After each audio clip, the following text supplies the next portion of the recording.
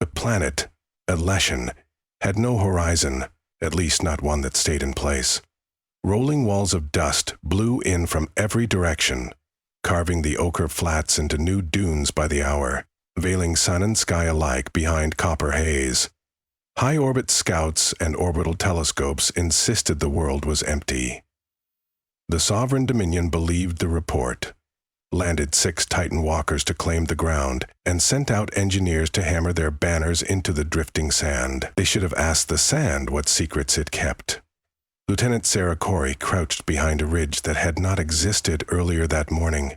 Her Morph armor, its surface, dull bronze in standby mode, was speckled with grime, but she kept the angular visor polished, free of grit. A dozen more infantry knelt in a chevron around her, helmets bowed, listening to the wind over the comm line. It howled like a runaway furnace, drowning ordinary sound. Yet the suit's selective hearing filtered the frequencies so command chatter could slide through the roar. "Walker formation still advancing," came Captain Ryland's voice. 15 minutes to intercept point. We want as many of their legs inside the funnel as possible." Sarah tapped her own throat mic. "Understood, sir. Team DAF ready to flow." A brief silence crackled. Ryland seldom wasted words. When he spoke again, each syllable struck like flint. "Remember why we're doing this. 8 million settlers are hidden beneath the valley crust. The Dominion can't find them, but if those walkers reach the thermal vents, they'll glass everything. Your Morph cells stay coherent for exactly 46 seconds once you liquefy. Plant charges, cut cables, get out. No heroics. We win by subtraction." The comm went dead. Sarah exhaled, fighting the instant itch in her back where the armor's biofibers rooted into her spine. The suit felt hungry, anxious to shed its shape and drink the gale. It always did before violence. 20 meters to her left, Corporal Mwangi rolled his shoulders the way men do when they pretend a yawn is just a stretch. 46 seconds, he muttered over unit-only frequency. "Could buy drinks faster on Sundancer Station." "You're the reason bars post time limits," Sear answered. Banter steadied the nerves. The Dominion might pilot leviathans of carbon steel, but they were all too human inside. Fear worked both sides of a battlefield. A fresh gust slammed against the dune. Microvortices leapt up the slope, swirling like serpents made of ground glass. Beyond them, past filthy amber air, the lead walker of the Dominion group loomed, 30 meters tall, 4 scissored legs, its torso a cathedral of plating and pulse cannons. Lantern beacons cast blue halos through the storm, searching for threats that, from above, looked no different than the sand beneath its feet. But this sand had teeth. Sarah raised her gauntlet and rotated 2 fingers. "Deploy." The chevron straightened into a line and advanced until the crest no longer shielded them from view. None worried about being spotted. The Dominion's targeting LIDAR couldn't tell wind-blown grains from a soldier who had already decided to dissolve. She thumbed a gene map at her collar. The armor whispered. Each plate unlatched from its neighbor, becoming scales on a single living mantle. Beneath, where ordinary suits ended, was a second skin grown from the patient grafting of engineered silicophage cells. They lit under the gene map like stars flaring to nova. Ligaments, muscles, marrow, all surrendered to the contagion of transformation. Sarah felt her hands vanish, her bones shatter into free fall. Yet there was no pain. It was like diving into cool surf that somehow roared inside her lungs instead of around her body. She became a ribbon of fine grains, each fleck encoded with the memory of its origin, but obedient to the gravitational dance of its siblings. She was the storm now. 12 ribbons beside her unraveled as well, converging into a wider current. Their collective pseudomass sank, hugging the ground. In solid form, the team would have left footprints. Liquefied, they glided on the underdraft, indistinguishable from local dust. The world reduced itself to temperature gradients, eddy vectors, static charges. Time slowed, yet risk accelerated. 46 seconds. The walker's legs punched divots into the sand pillars that ended in footpads big as cargo pods. Electrostatic anchors at their bases hissed, welding each step to the planet's surface. Those anchors were the Titan's secret weapon. No conventional mine could burrow beneath before being shocked to slag. The settlers' scientists solved the problem by bypassing solidity altogether. Hard things could not flow, but flowing things could soak through armor seams like rain. The plan called for targeting the knee actuators. Force a misstep, topple the behemoth, and its own tonnage would do the rest. Still, Sarah couldn't shake the predatory excitement that came when her thoughts fanned out across hundreds of drifting motes, each a reconnaissance drone more intimate than camera. She skimmed along a footpad, riding up the leg's inner column toward the first joint. Inside, gyroscopes hummed. She sensed electric warmth. 31 seconds left.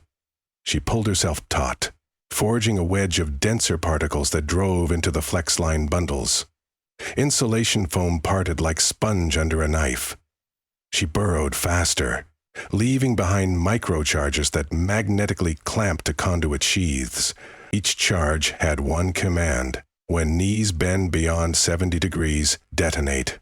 Her comm pinged a synchronous pulse. Mwangi reporting completion. Farther up the column, Private Tane's pulse echoed. Good. 6 joints to go, 23 seconds. Then a blaring klaxon boomed through the walker's hull, a cracked voice alarm whose vibration tumbled across the battlefield, louder than the wind. Had they been discovered? Had they been discovered? No. Sarah caught the real cause. The walker's pilots saw something else. A second Dominion Titan behind them jerked sideways, legs skating to regain balance. Wrong angle, wrong posture. That machine was falling. Team Basilius must have finished first. The lead walker tried to brake. Its front feet chiseled grooves in the dune, anchors blowing arcs. Sarah made a snap decision. If this giant shifted, her planted charges might shear prematurely in directions they weren't engineered for, fusing instead of shredding. She needed redundancy. 16 seconds. She poured upward, speared the primary torque rod, and atomized into the cracks around its sleeve. Her mind felt split in two, half staying orderly, half fracturing with gleeful anarchy. She whispered a code to the charge network. New trigger 10-degree torsion offset. Confirm. 14. Green confirmations raced back. Team Dief's logos flared across her HUD like sparks. Sarah yanked herself free. Already lighter, a loose spiral of powder hurling away from the leg toward open sand. She could taste the time left in the tension holding her body together. The Gestalt tried to stitch each mote back into self. Any longer than 46 and synaptic mapping grew noisy, personalities blurring. History told of soldiers who stayed gone too long, reforming as silent statues of glass. Their identities encoded in patterns no neural relinker could unscramble. 8 seconds. She rode a downdraft and let gravity whip her across the dune's lee. One last tug and the armor's recall proteins surged, yanking grains into lattice, lattice into limbs. Fingers re-solidified around the rifle handle she had left behind, embedded in her own chest cavity. A simple trick to avoid dropping gear while fluid. Sierra staggered. Boot soles sank ankle-deep, but she was whole. She glanced right. Mwangi materialized, spilling excess dust that the wind snatched away. Tane followed, then the remaining 9, all accounted for. Above, turbines groaned. The lead walker's knee assemblies tried to adapt to shifting terrain data. Servo maps redrew. When they hit the newly implanted thresholds, 64 microcharges flashed like a constellation being born. Pressure waves ripped along the leg, ripping cable spines, liquefying gear teeth, flinging shards the size of palm leaves into orange murk. The walker buckled. One front limb detonated at its midpoint, dumping the chassis from symmetrical posture into drunken lurch. Its cockpit module cracked against the ground, coughing plasma. A shriek of metal peeled away, swallowed by the storm. Another thunderclap behind it. Team Basilius's kill finishing 2. Twin giants sprawled side by side, half submerged in drifting sand as if the planet itself opened jaws and pulled them downward. Sarah didn't celebrate. There were 4 more, and the Dominion would have learned in seconds what variable their intelligence missed.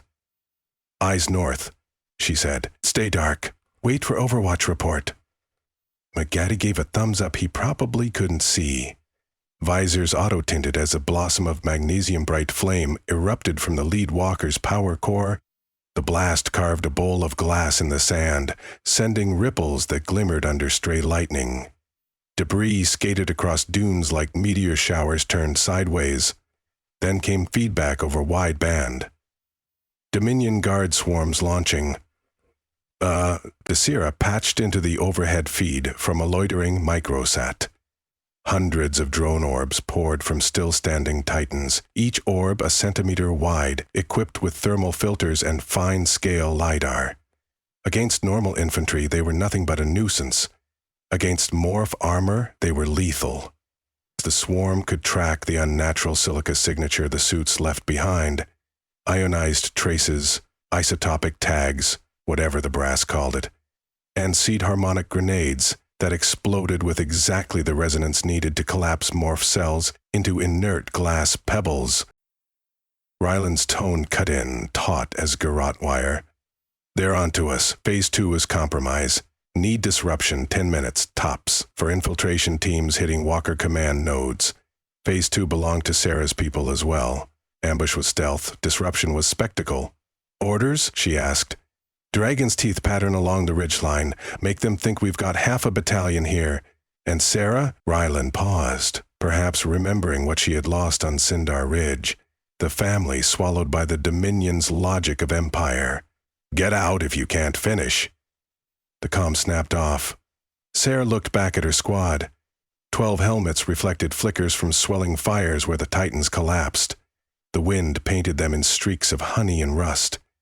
Each soldier had volunteered, knowing the attrition odds. She did not need to ask for commitment. "Dragon's teeth," she confirmed. 5-meter spacing. We flow in stutter pulses. Stay liquid no more than 8 seconds per hop. When I fire orange smoke, we form up for hardball mode. Hardball. The final option. Bodies remained solid, but armor flared to diamond hardness, sacrificing all morph capacity in exchange for impenetrability. If they chose that, there would be no evacuation. But the drone swarm might scatter if it saw bright targets that refused to die decoys to buy minutes. Corporal Mwangi chuckled in that easy way of his. "When do we get paid overtime?" "When your ghosts submit the forms," Sarah shot back. "On my mark." She brandished the kinetic rifle and squeezed a tri-burst into the sky. White tracers spun outward, curving as the muzzle's vectoring coils bent trajectories into impossible gyres.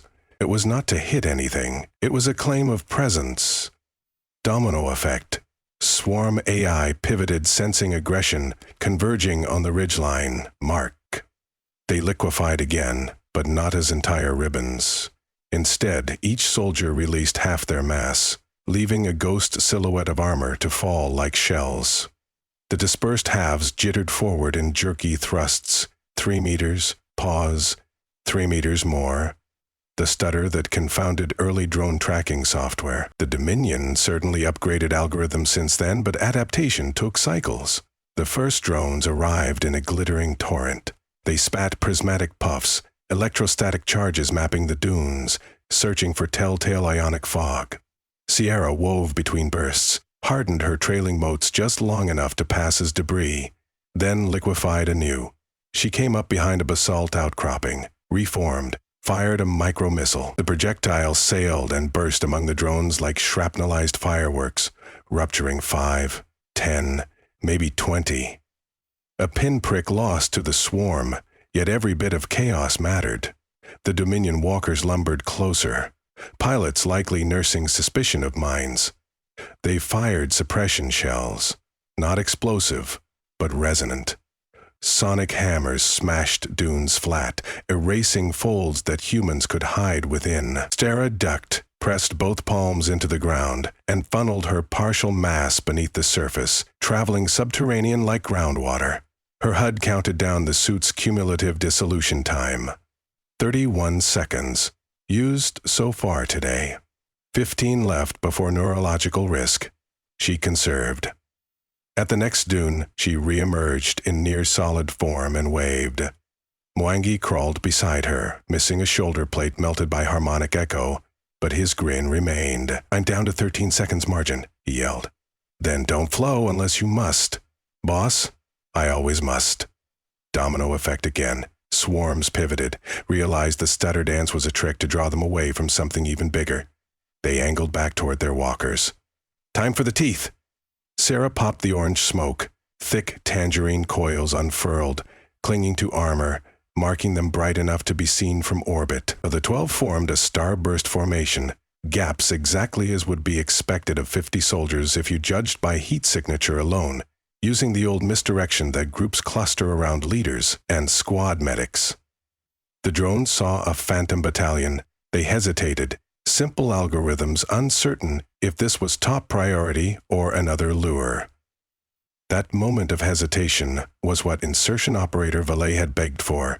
Valley's 3-person team, still undetected under 2 kilometers of dune crust, would rise directly beneath the third walker's belly and hack its command nexus. No hacking could be done if drones were sitting on the hull. Sarah checked the sat feed.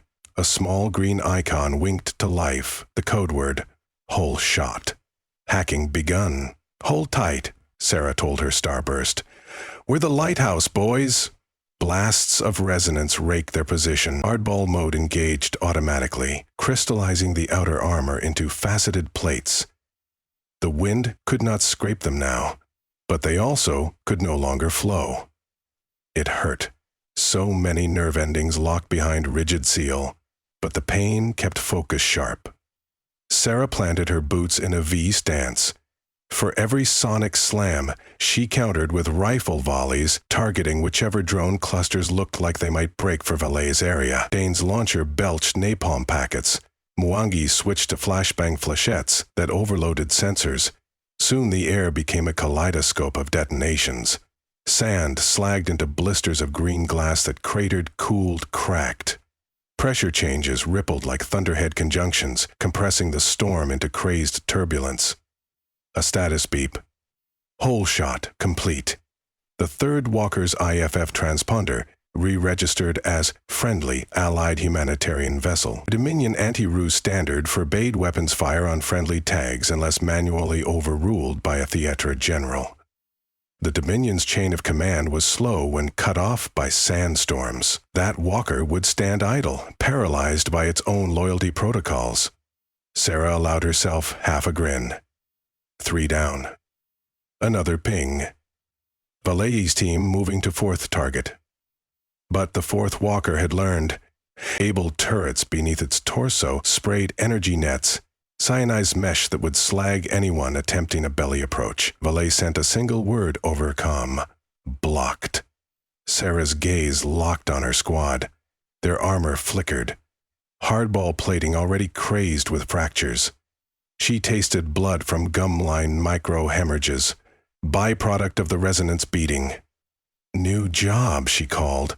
"We punched them a tunnel. They need 8 seconds of safe approach. Ready to buy it?" Even through mirrored visor glass, she saw agreement shine. "On 3. She slammed her pulse shield on, a disc like molten coin that unfolded around her. 11 discs followed, overlapping edges to form one contiguous rampart, angled toward the walker.